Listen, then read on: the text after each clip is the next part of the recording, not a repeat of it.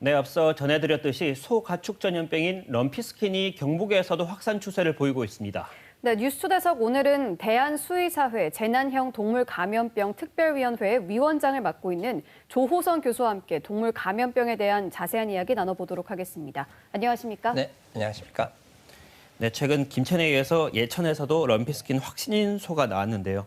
전국적인 확산 추세 어떻게 보십니까? 네, 럼피스킨병은 10월 20일 충남 서산의 농장에서 최초 발생한 이후에 현재까지 경북 2건을 포함해서 총 107건이 발생하고 있습니다. 네.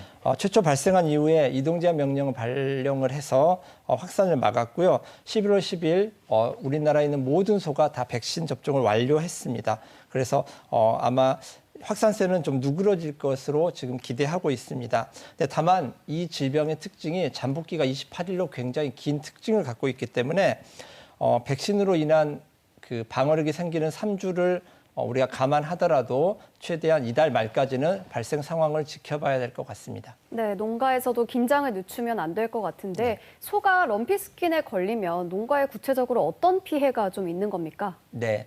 럼피스킨병은 이제 소와 물소만 걸리는 일종 가축 전염병인데요. 네. 확산 속도가 굉장히 빠른 특징을 갖고 있는 것이 기본적인 문제지만 또 하나는 감염된 소는 피부에 혹과 같은 병변이 생기는 게 특징이지만 더 나아가서 성장이 잘 안 되는 이제 잘 안 크는 거죠. 문제가 생기고요. 네. 젖소의 경우에는 우유 생산량이 굉장히 줄어드는 문제가 있습니다. 그리고 암소의 경우에 유산을 할 수도 있고요. 숫소도 불임이 되는 굉장히 치명적인 농장 생산성을 저하하는 질병이라고 말씀드릴 수 있겠습니다.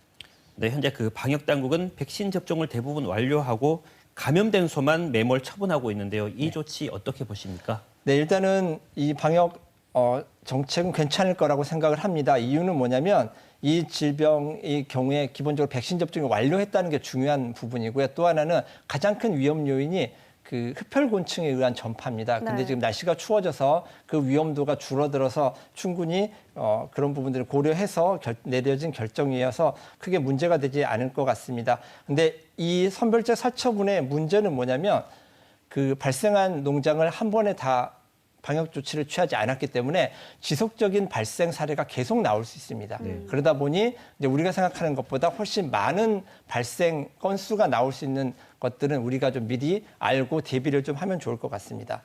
네, 그리고 앞선 기사에서도 전해드렸지만 이제 겨울철로 접어들면서 아프리카 돼지열병이나 조류 인플루엔자 등이 이제 많이 발생하기 우려가 되는 상황입니다. 네. 현재 럼피스킨 외에 다른 가축 전염병의 현황은 어떻게 되는지 설명해 네. 주시죠. 말씀해 주신 것처럼 지금 가장 큰 걱정은 사실 아프리카 돼지열병입니다. 네. 왜냐하면 럼피스킨병처럼 이 백신이 개발되어 있지 않기 때문에 더 그렇습니다. 오로지 양돈장의 차단 방역으로만 예방을 할 수 있는 질병이어서 저희가 긴장을 늦출 수 없는 상태인데요. 다행히 대구 경북의 경우에는 그 양돈장 발생이 아직 없습니다. 근데 이 북부 지역을 중심으로 멧돼지 375건이 발생을 하고 있어서 절대 긴장을 늦출 수 없는 상황입니다.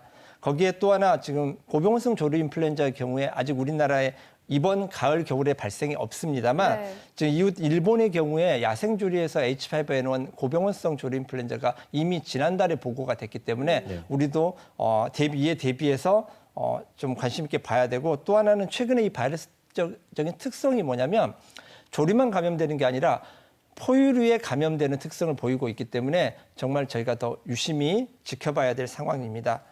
그에 반해서 구제역은 조금 나은 상황입니다. 물론 이번 5월에 그 충북에서 구제역이 발생을 하긴 했지만 백신 접종이 잘 되어 있고 그런 산발적인 발생이 일어나는 것들은 그나마 이제 좀 다행인 상황이라고 말씀드릴 수 있겠습니다. 네, 이제 우리나라도 그 사계절 동물 감염병에 노출된 것 아니냐는 이제 지적이 있는데 어떻게 대처하면 좋다고 보십니까? 네, 지금 굉장히 방역하시는 분들은 지금 힘든 시간을 사실 보내고 있습니다. 농장도 마찬가지고 사실은 특별 방역 기간이라는 걸 제가 설정하고 이걸 하고 있습니다만 질병이 올해 4개나 터지다 보니까 네. 거의 연중 특별 방역이랑 전혀 특별하지 않는 상황이 지금 펼쳐지고 있는 게 지금 문제입니다.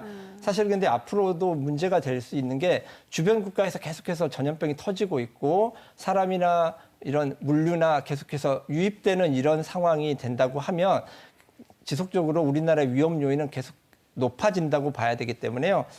계속해서 이 국가적 차원에서는 이 국경 검역이나 이런 걸 강화해야 되지만 네. 농가 입장에서는 백신 그리고 농장 스스로의 차단 방역을 강화해서 내 농장을 내가 지킨다는 그런 생각으로 농장 차단 방역에 좀 힘써 주시기를 당부드립니다.